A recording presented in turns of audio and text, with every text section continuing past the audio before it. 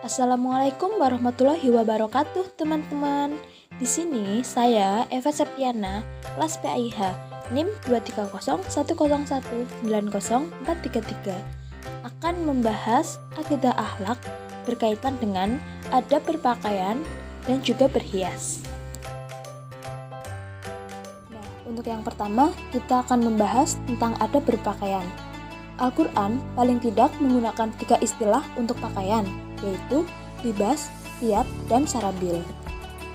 Libas pada mulanya berarti penutup. Hal ini cocok untuk sesuai dengan fungsi pakaian, yaitu sebagai penutup. Kata libas digunakan Al-Quran untuk menunjukkan pakaian lahir dan batin.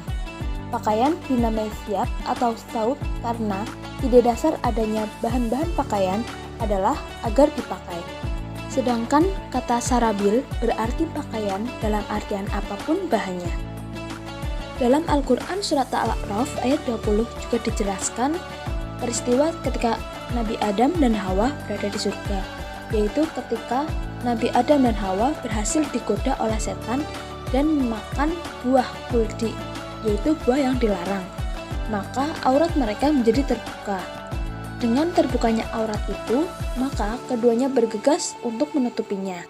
Dengan demikian, aurat yang terbuka segera ditutup dengan pakaian sebagaimana tabiat awalnya.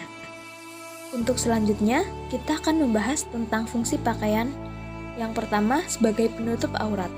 Kata aurat terambil dari kata ar, yang berarti onar, aib, dan tercela.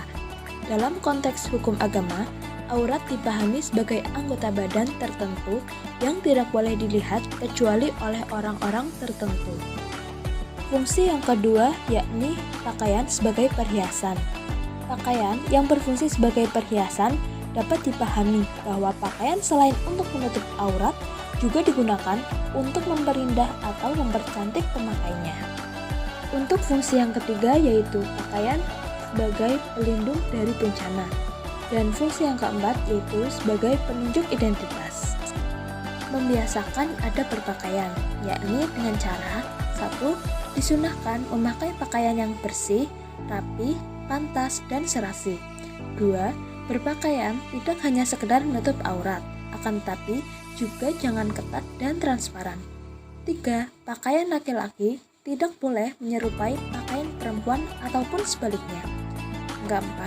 Menghindari berpakaian untuk menunjukkan ketenaran dan kesombongan. 5.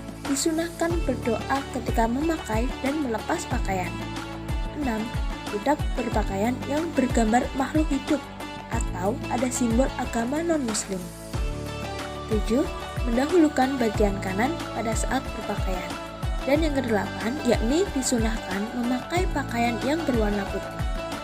Untuk materi yang kedua, yaitu kita akan membahas tentang adab berhias. Berhias adalah naluri yang dimiliki oleh setiap manusia.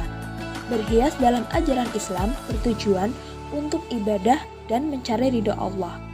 Berhias dalam bahasa Arab disebut dengan kata tazayyana yatazayyanu.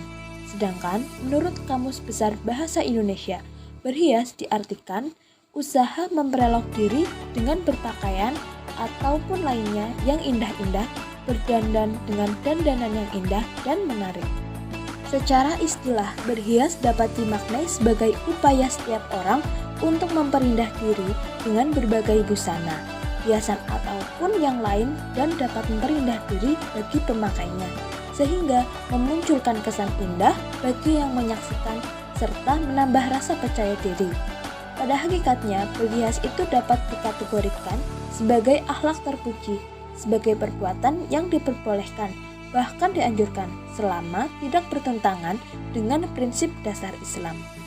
Nabi Muhammad SAW menyampaikan bahwa sesungguhnya Allah itu indah dan menyukai keindahan. Untuk itu, sebagai umat Islam, harus berusaha supaya dapat menjaga keindahan. Bentuk adab dalam berhias. Pada masyarakat yang sudah maju peradabannya, mode pakaian ataupun berdandan sangat diperhatikan. Dalam ajaran Islam, perhiasan tidak sebatas pada penggunaan pakaian, tetapi mencakup keseluruhan piranti atau alat aksesoris yang lazim digunakan untuk mempercantik diri. mulai dari kalung, gelang, anting-anting, bros, dan lainnya. Ada beberapa rambu-rambu yang harus ditaati oleh seorang muslim dalam berhias, antara lain 1. Niat yang lurus, yaitu berhias hanya untuk beribadah. 2. Dalam berhias tidak dibenarkan menggunakan bahan-bahan yang dilarang agama. 3. Dilarang berhias dengan menggunakan simbol-simbol non-muslim. 4. Tidak berlebih-lebihan. 5. Dilarang berhias seperti cara berhiasnya orang-orang jahiliyah. 6. Berhias menurut kelaziman dan kepatutan dengan memperhatikan jenis kelamin. 7. Dilarang berhias untuk keperluan berfoya-foya ataupun riya.